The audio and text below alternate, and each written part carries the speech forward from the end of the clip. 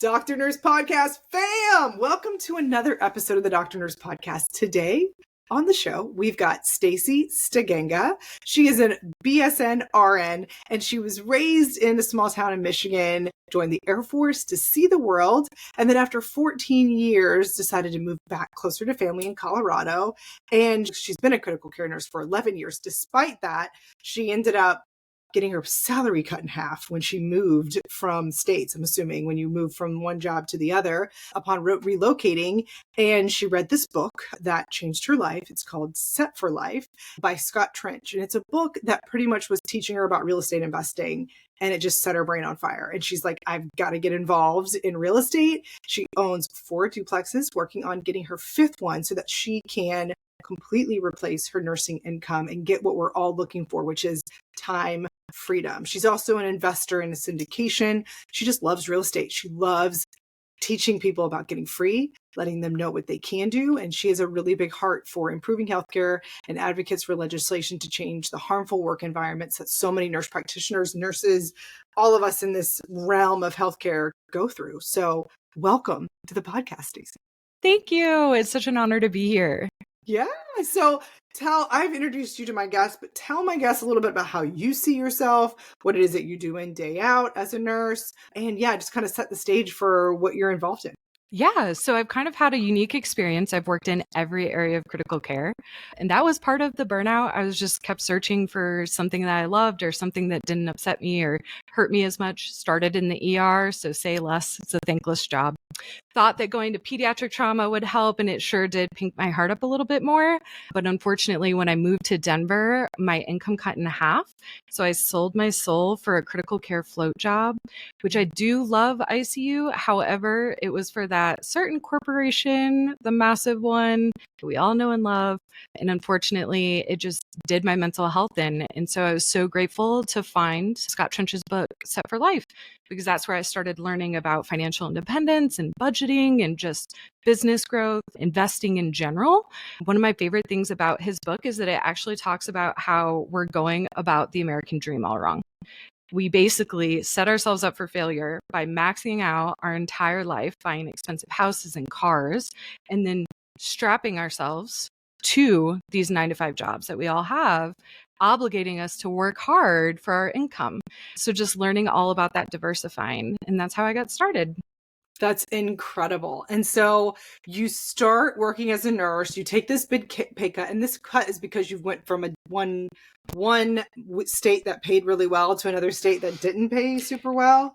Well, yes, kind of. So I did go from California to Colorado, but the other thing is that Denver really truly is grossly underpaid, especially for the cost of living. It's very expensive. I know. Yeah. And that's what I personally attribute it to, all of the tech that moved in. And then when marijuana legalized, they had a massive influx in the population. So I think it was just that increase in cost of living. But then the hospitals here were not unionized. And so they're all in cahoots. And so when they give us market raises, it's based off of what the other hospitals are doing so they can control how much we're making. So yeah, it's kind of heartbreaking. Are you seeing a change since you've been there or not so much? It has, but then, when you compare to inflation and the increases in cost of living, like I can't say that it hasn't brought it up to a tolerable level that people can even afford to live. So it's certainly not where it needs to be. So gotcha. So here you are, this big cut, same work, same workload, same acuity, and not the same pay. So you start looking and going, this doesn't work.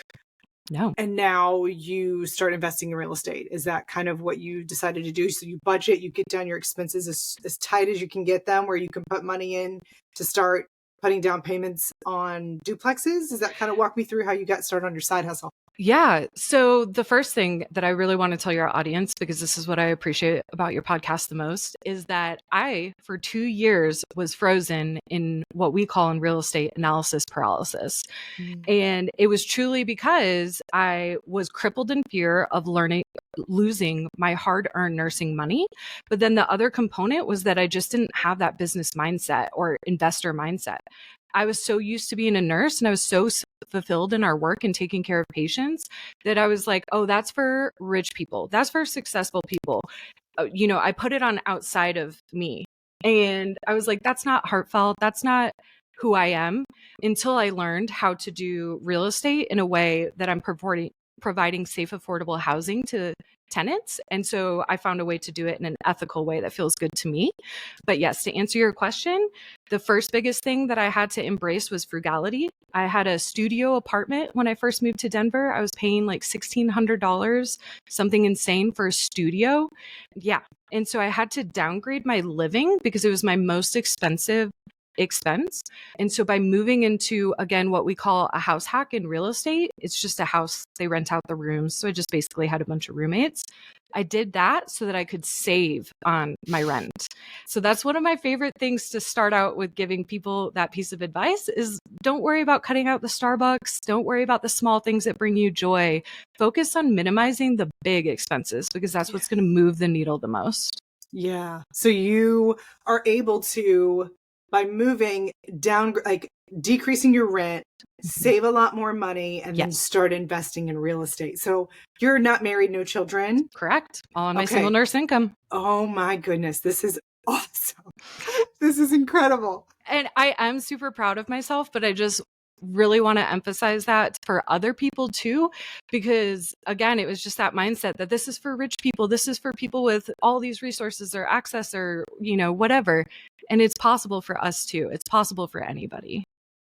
So with this newfound possibility and realizing that you can do this on a single nurse income by yourself, grinding, because there is a certain amount of that when you are a single woman, you just think like, I kind of have to play small. I'm not married yet. Like you kind of have this like mindset of like, I remember this as a nurse by myself. Like I can't own a home. Like that's so much work for me. Like I can't like sustain that. Like it's fine. And you push off this financial freedom that I think you and I really, not even just financial freedom, time freedom that you could be investing in yourself in these years where you've got nobody that needs your extra income to eat or live or soccer practice or any of these different things. You're able to invest in yourself, invest in your freedom so that if and when you do want those things down the line, you've got the time freedom and the money freedom to go do them. Absolutely. And so this is the time to do it. And I love that you see yourself as capable and ready and eager, and you're using your nursing career to set yourself free. So tell me, where are you now? Like, are you able to like completely step away from the bedside? Tell my guests, my listeners, like where you are. We're almost there. To be exact, I was $743 away from replacing my income. And I say I was only because, and this is something important for everybody to realize, the marker can move. And what happened was the insurance crisis that's happening in Florida, my policies doubled. And so it cut into my cash flow. So I'm still a little further away. However, I am very hopeful that it'll still happen by the end of the year, but still emphasizing the importance that this is all happened within 3 years for me to replace my income. So for somebody to even buy 1 or 2 properties, like this is a very secure investment to diversify your income, give you freedom to choose what specialty, what department, where you want to work. It just helps you show up as your best version of yourself and gives you the freedom of choice. So not everybody needs to have that like massive goal of having 500 doors or be a millionaire, all those things. There are other ways to do it and still find joy and get what you need from investing. So what I love about what you're saying, Stacey, is I've been reading this book it's called The Psychology of Money. And I had one of the girls on my podcast, April. She's super bright, doing something. I love her. Yeah, she's so great. Yeah. And so she kind of introduced me to this book. I was like, never heard of this book. So I decided to download it. I've been listening to it. And it's absolutely blowing my mind because that statement that you just said, and what I love about that is enough. Yes. That is the key to financial freedom, is to determine when is there enough? Not keep making this big $1 million, I need to be here, I need to be there, making these huge, what we call expectations, right? Yes. The goal of being happy is reality minus your expectations, right? Yes. So how do we find that? And you're saying it right now. It doesn't need to be this big number. You can just say, what would it look like for me to be happy? And then how do I go I don't really need to look like those people. Yeah, I need to find that absolutely. for myself. Yeah. What's something that you did to kind of get you to that space to figure out what does it look like for Stacey to be happy as a nurse? Yeah. So it was actually just by chance and some of my mentors that helped guide me to realize that the initial strategy that I was pursuing in real estate, they helped me see that it wasn't aligned with what I was trying to do. At the time, Ooh. I was just so burnt out in nursing that I really wanted to be part of the political aspect of passing legislation, getting these laws passed for safe staffing ratios. And so they pointed out to me, like, you're looking for cash flow, so you need to focus on a market that does that. But in those 2 years that I said I had the analysis paralysis, it was because I was taking on other people's goals. Everybody was like, oh, be a millionaire, be financially free. And they were like these buzzwords that meant nothing to me. And so I had no passion or correlation to what I was trying to achieve. And it wasn't until they rephrased it, like, you need to replace your income so that you can do the things that you want to do to help change healthcare, that I was like, oh. And then I was on fire. Like, you can't stop me now because it's a relatable goal. So it was kind of just like that reframing. But also, my favorite book that talks about this same concept is called The Gap in the Gain. If you haven't heard of it, it just basically talks about how we set ourselves up for being unhappy because we're always focusing on the gap. Yes. So you set a goal and you're always comparing, I am not there. So therefore, I am not complete. I am not good enough. I have not succeeded. But if you focus on the progress that you've made and where you've come and what you've accomplished, so good.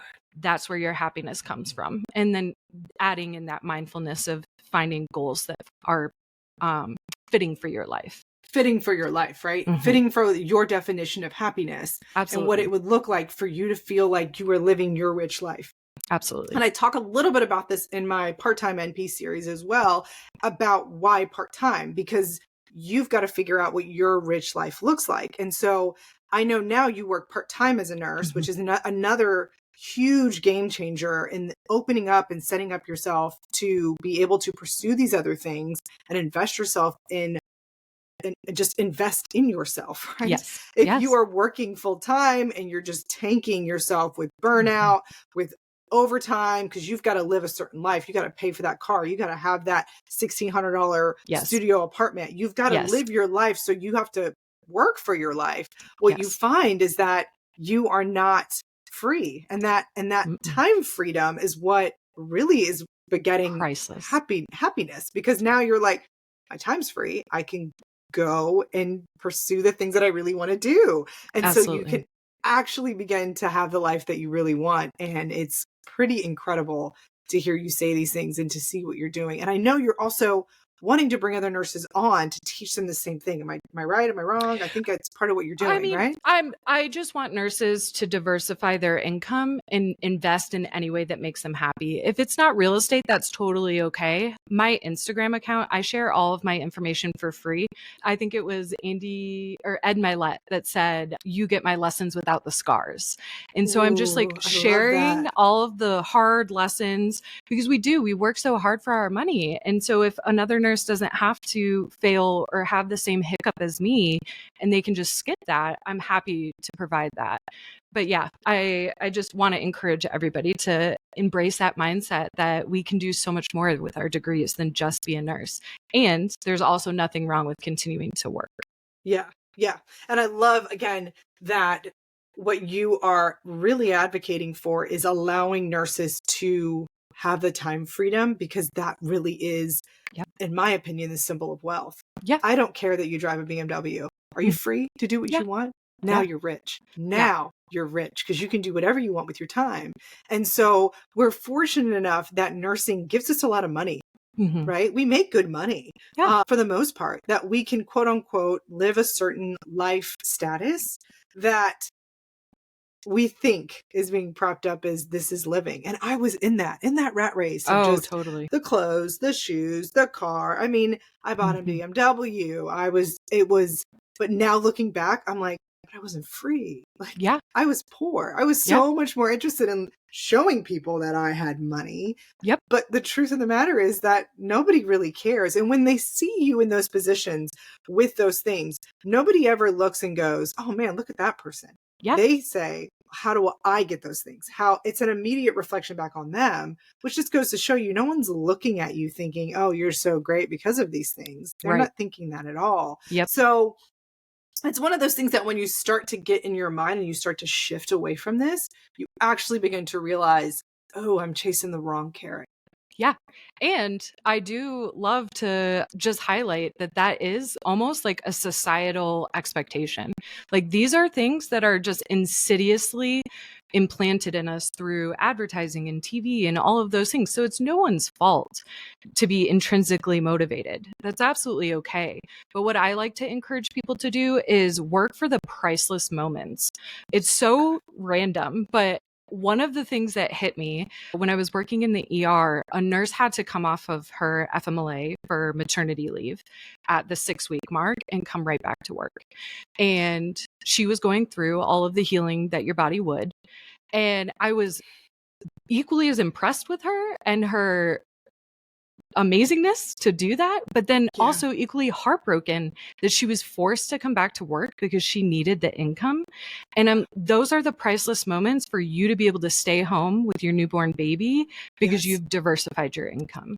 So whatever those priceless moments are for you, find those and chase that because it's forever going to be more important. Those are the moments you can't get back, and it'll always be better than that car, that house, the whatever. Yes, I love that. And that is honestly snaps. That's it. So if you could give an advice to a nurse starting off in her career and she's like, okay, I got my first paycheck. This is the most amount of money I have ever seen. This is so exciting. What would you give her as a piece of advice of what to do with her money as she is starting off her career? Yeah. So the first thing that I love to do, because I wasn't even doing this, I was literally 33. It sounds so trivial, but budgeting. It is so insidious how much we live outside of our means. And without budgeting, you don't even realize that you're overspending. So starting there and then realizing how much the percentage of your income that you're actually saving and not spending, and then focusing on that first. Because getting in the habit of saving the same percentage every single month, again and again, that's what compounds. And that's going to help you whether you put it in real estate or the stock market or wherever. Just starting there and knowing where your money is going, you can't, the goal setting thing, right? Like you can't measure something that you don't monitor. It's the same exact thing for your finances. So starting with that most basic thing, if you can't manage money when you're just starting out, you're not gonna be able to manage it when you're a cajillionaire. Yeah, that's so good. And it made me think about what you were saying when you were talking about the compounding, Warren Buffett, and reading about how the most amount of money he made was actually like in the latter half of his year. Like it's the compounding that he did from being such a good saver all those like years of time and saving that then it was like kaboom, like it just exploded on him because he actually had that compounding effect from all the little saving that he was doing. So I agree with you. The best thing she can do is to set a budget to really get, again, those big expenses down as cheap as you can. And then really begin to diversify your money in investments. And again, I'm not an investment provider, so please don't go and say Sandra told me to do this. And neither one of us are. But friend to friend, sister to sister, brother to sister, hey guys, like start doing this with your paychecks, because if not, you will be stuck at the bedside, burned out and exhausted and not have any options. And then if and when you aren't married right now and you don't have kids, when you do have your children and you want to stay home and you want to go, hey, listen, I only want to work 1 day a week because I want to keep my skills up. It'd be nice to kind of get out of the house. I don't necessarily want to spend every single day out of my home. I want to be more present, whatever. You've got that option because you were preparing for the long game. Absolutely. You were preparing for the long game. You weren't just looking at right here. And I think sometimes, especially for me, I can only speak for myself, that I was so focused in on just right here, right now. And I wasn't focused in on this other part that then when I got there, I was like, oh my gosh, I've been so unprepared. Oh my gosh. You know? And so again, like you said, I want you to learn from my mistakes and my scars and see, whoa, this is not what I want. I want to course correct now. Do it now. Do it do it now. Today's the Yes, day. Like that's all you exactly. have control over. So that's really, really good. You talk a lot about mentorship. So what is Yeah. something how did you find mentors in your career? How did you cultivate that? Because I think that's really neat that you were able to really hone in on what you were needing to focus on and Yeah. to kind of develop in yourself. What mentors did you find along your path? How'd you find them? And kind of give advice for the nurse that's thinking, okay, so I need help. How do I figure this Yeah. out? Yeah. So I will say that I was extremely blessed to be able to tap into my veteran community. So the one that I was referring to is a military community that also does real estate investing. So I was very, like I said, blessed to be able to have that resource of information. But gotta love the statistics of the military. When I joined the group, I was the only female in a group of 33 males, I think it was when I joined, which is totally fine. I love being the only woman in the room. It's a blessing. However, I was very much craving that connection with people in person and with women. And I feel like there's a larger mental hurdle for women to start investing for multiple reasons. So I started going, I looked up on meetup.com. If nobody's heard of it, it's a great place to find groups that are usually free to go to and network. So I started attending a group that was already formed, and it was a women's group for real estate investing. And I found most of my mentors by offering free value and just contributing to how can I help you grow this community? How can I get other people here? How can I get us speakers? Oh, Things that's of cool. that nature. So just offering free value and to help people, and then they typically give back in return. Wow. So you reached out to this group and then somebody kind of came alongside of you and helped you kind of narrow down. Yes, we hear you want to do this political thing. Your hands are a little tied when you're working at an Yes. institution to say the things you want to. Why don't you Yes. work on getting financially free so you can do Yes. that? Yep. So you said something about barriers to women investing. And I think that's really interesting. It kind of goes back to something we were talking about earlier about kind of that mindset where you don't think that you can Mm-hmm. because you're a woman. And I think a lot of women are kind of programmed. And it's one of those Yep. things that we're taught as children. Like, you need to look pretty, you need to like dress a Absolutely. certain way, look a certain way. And all that stuff takes money to keep Mm-hmm. up with. And so that's something that I ended up putting a lot of money into and time into is Absolutely. those things. And again, the real move would have been to put all that money and time into something that would have set me free and investing. What are some barriers Hindsight. that you noticed? Yeah, I mean, it's kind of the same thing. It's the intimidation that real estate specifically seems to be pretty male dominated. So I think a lot of women are intimidated by going to these meetup groups that are all males and they're afraid to say the wrong thing or look stupid. I just love embracing that there's no dumb questions. And so I just love taking up space. It's not for everybody. I know a lot of women are super fearful of that.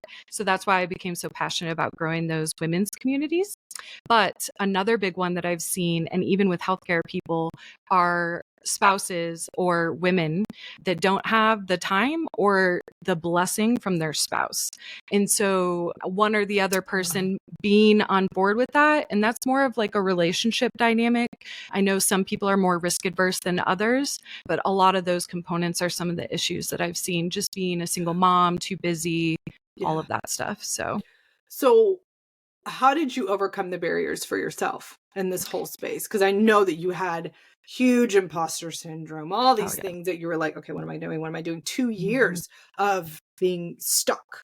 So how did you get unstuck? And Yeah. how would you recommend another nurse that's like, I'm a little stuck by fear too. Like, what'd you do to get Yeah. over it? And just to be clear, I do not want to minimize this. I was crippled. I was so burnt out that when I finally saved enough money for my first investment, it felt like I wouldn't survive if something happened to that investment. Like I was going to Yeah. cry because it was all that OT, all the call, everything that I picked up and did extra. So Wow. trust me, the pressure is there. The fear is crippling. And what I recommend to people is in real estate, it's all about the numbers. The numbers help remove the emotion from it. So when you practice and practice and practice and you analyze, there's no reason to be emotional or fearful when you're sure the numbers work. So spending the time knowing how to analyze those numbers, what works and what doesn't, people get into trouble when they're trying to build wealth rapidly. Anybody that tells Yes. you a get rich quick scheme or this can happen overnight or I'm going to double your income in 1 year, anything like that. Wealth is always the long game. And so anything in short, you just need to realize you are on a roller coaster of risk. If you're okay with that, then by all means hop on. But if you're not, slow and steady wins the race. And so that was really what changed things. I bought my first one. The equity compounded, my property appreciated, and it was cash flowing. And I was able to reinvest that and then get my next one. And then that's how you continue on. Wow. That is really cool. Really neat. Let's talk a little bit more about the time freedom. And that's one aspect that I think you and I really connected on. Yes. And when you found that you had all this surplus of time and extra time, what did you do with it? Right. So that's one of the things. You're a single lady. Yeah. You have real estate properties. You're now able to go part-time at your job. So now what are you doing with the extra time? I mean, what are you investing yourself in? So I'm always continuing to grow both my education in real estate, but then also working on things like public speaking. I started my Instagram, which is a lot of work, but I love it. It's been such a blessing. It's so much work. I needed to recognize that for a minute, but talk about fear. I was so fearful of that too, because I was afraid of the trolls and like just everything. And thank you to all of the nurses that have already connected with me on there, because it is so beautiful to be able to support each other this way. But yeah, so aside from growing my Instagram, being on podcasts, I've started speaking out a lot more and getting involved in helping to change that legislation. I'm extremely passionate about educating the public specifically, because to me, that seems to be where the biggest gap is in lack of education, because they're getting the politician's view and they're not understanding why nurses need safe ratios. Yeah, I am currently pursuing a commercial acquisition, which means I'm going to buy an apartment complex. And yeah, I'm partnering with a few other healthcare workers. So it's super special for all of us to be able to do that together. So is that like a syndication? Is that what you guys are going to be involved in? Or? Similar, it's almost exactly the same. One step below a syndication is called a joint venture. So it's just where a bunch of people come together. Syndication, you sell off the shares to outside investors. So we're going to buy it together with our money and then manage it. Wow, that's incredible. How many doors?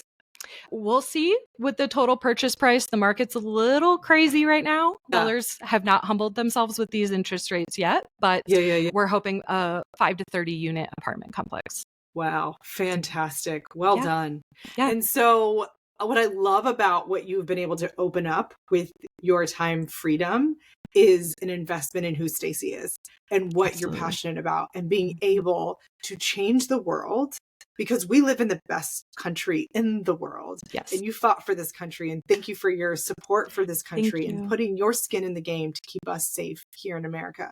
But we live in the best country in the world to be able to do exactly what it is that you want to do. And we have the benefit and the blessing of one of the best careers to go all out full time, to go overtime if you need it, to then back it all the way back down to part-time, to be able to do what you want to do, because our job allows us, if used wisely, time freedom. And that is the truest sign of wealth. It's not the stuff that your job can buy you, how many shifts you have to work so you can buy those shoes or whatever silliness.